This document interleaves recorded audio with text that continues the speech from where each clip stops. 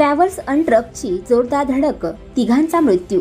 संगमनेर जवळ कोल्हापूर घोटी राज्यमार्गावर भीषण अपघात. खासगी बस आणि ट्रकची समोरासमोर धडक, तिघांचा मृत्यू, 8 जखमी. संगमनेर तालुक्यात रविवारी पहाटेच्या सुमारास खासगी ट्रॅव्हल्स बस आणि ट्रकमध्ये भीषण अपघात झाला.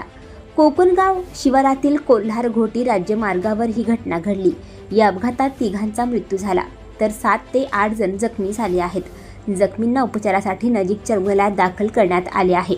अपघात इतका भीषण होता की दोन्ही वाहनांच्या पुढील भागाचा चेंदामेंदा झाला. मिळालेल्या माहितीनुसार एक खासगी ट्रॅव्हल्स शिर्डीकडे जात होती. कोकणगाव शिवारात निझर्णेश्वर महादेव फाट्याजवळ आल्यानंतर समोरून येणाऱ्या आंब्याची वाहतूक करणाऱ्या एका ट्रकसोबत जोरदार धडक झाली. या अपघातात तिघांचा जागीच मृत्यू झाला असून 7 ते 8 जण जखमी झाले आहेत. अपघाताची भीषणता इतकी होती की ट्रक आणि ट्रॅव्हल्सच्या पुढील भागाचा अक्षरशः चक्काचूर झाला.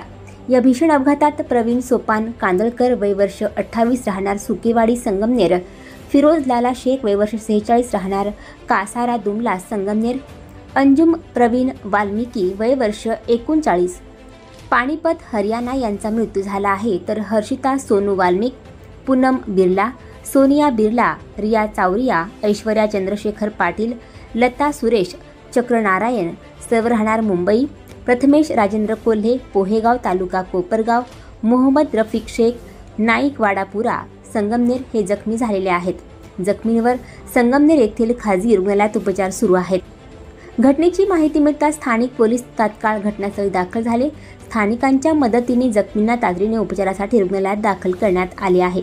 या अपघातामुळे कोल्हार घोटी राज्यमार्गावरील वाहतूक काही काळासाठी ठप्प झाली होती. त्यामुळे रस्त्यावर वाहनांच्या लांबच लांब रांगा लागल्या होत्या.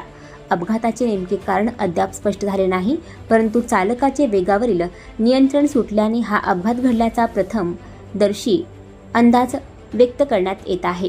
पोलिसांनी घटनास्थळी पोहोचत पंचनामा केला आहे. ट्रक चालकाविरुद्ध गुन्हा दाखल करण्यात आला आहे. पोलीस या प्रकरणाचा अधिक तपास करत आहेत. जखमींवर रुग्णालयात उपचार सुरू आहेत. या घटनेमुळे परिसरात हळहळ व्यक्त होते आहे.